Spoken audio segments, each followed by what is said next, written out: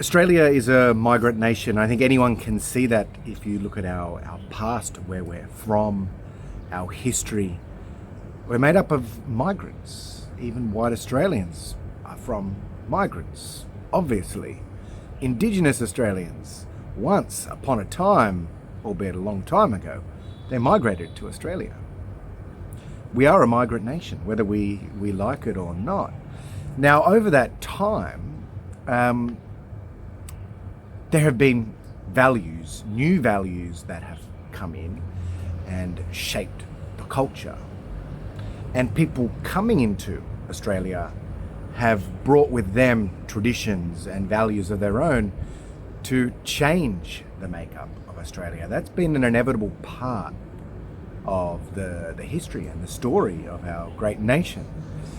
But one thing that has been shown throughout the past is that integration, understanding of the local culture is important for those who are coming to not only succeed themselves and to thrive and to prosper in the culture that already exists, but to ensure we move together in a more cohesive and peaceful way, a more cooperative way. Now, I'm not against cultural change or anything like that. I do believe in preserving the values which are proven to work and to be good. But there are definitely areas where we could improve as Australians together, collectively. But we've also got to just accept the reality and assess what we have, what we were, what we are now, and what we want to become. Now, there are two types of Australians. And while our culture is predominantly based, our government, our form of governance is based on the British Christian Judeo culture. But within that, under that banner, there are a lot of different types of cultures and traditions and practices. But there are two main types of Australians, two primary Australians. We are all migrants. To the side of that, you have integrated Australians. Now, these are Australians who, they're not homogenous. Integrated Australians are not all the same. In fact, there's a lot of diversity in that group. And that is one of the values, that's one of the key characteristics of Australia. We are a diverse group. But we are integrated Australians. We understand the values of the country. We appreciate them. We respect them. And we do what we can to preserve the traditions and values that work, that make us prosper, that we love about our nation. They're integrated Australians.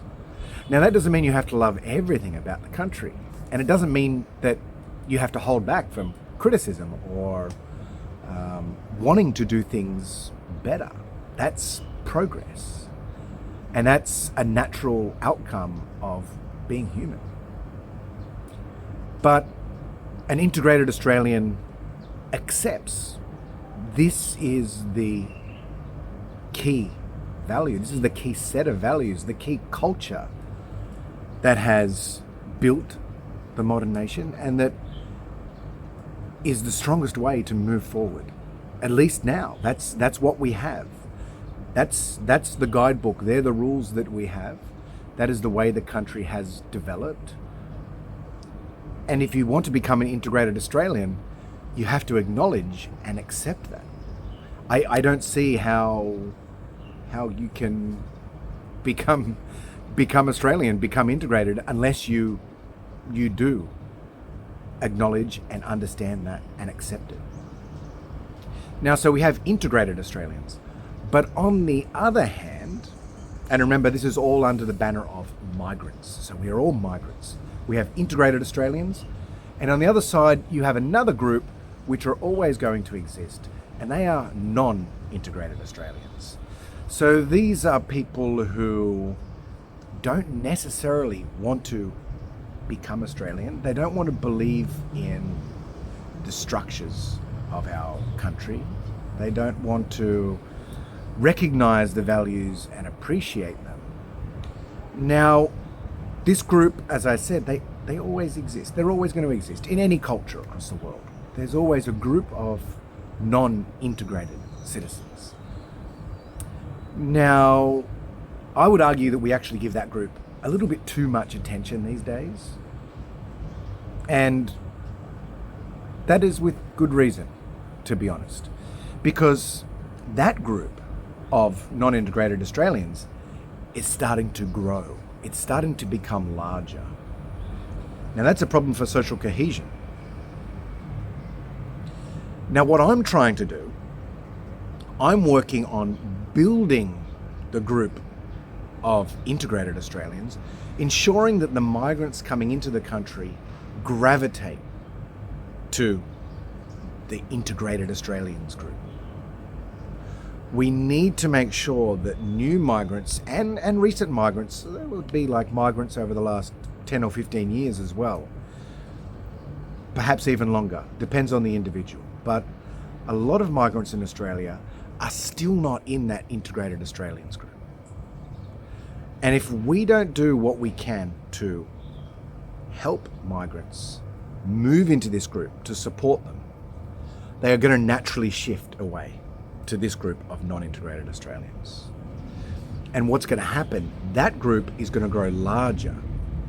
Now, ideally, and if we're going to have any chance of saving whatever is left of Australian culture and our future, we have to ensure that the group of non-integrated Australians does not grow.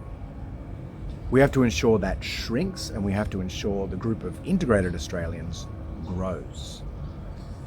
That's a very simple formula, and from my perspective, where the greatest impact we can have, the greatest leverage on preserving our culture and helping migrants as they arrive, rather than creating this bifurcation. By not, the numbers aside, the origin aside, that's a policy thing, that's not really what I do. I'm more of a pragmatic. I have more of a pragmatic perspective on this. The migrants coming into the country, we have a choice. We either help them become integrated Australians, or they will naturally gravitate to non-integrated Australians. And then we are sowing the seeds of our own collapse. So from my perspective, we don't have much of a choice. Now, to help migrants integrate, it's much more than language itself. English is pretty universal. Everywhere across the world, they speak English. Learning English is not going to tell you much about Australia. It's going to help, and you have to know English to integrate, to have a good life in Australia. But it's not going to help you understand Australia in and of itself. Our education has to focus much more on values and culture. General communication skills are very important, even for native speakers. I think you can agree with me there. Even native English speakers, multi-generational Australians, we have trouble communicating sometimes. So we need to focus on that too with migrants. Values and culture, communication skills, and confidence. When those three things go together, that is the best leverage we have in preserving whatever is great about Australia. I see that as being the core and the most impact, having the greatest impact, and doing what we can in the most effective way.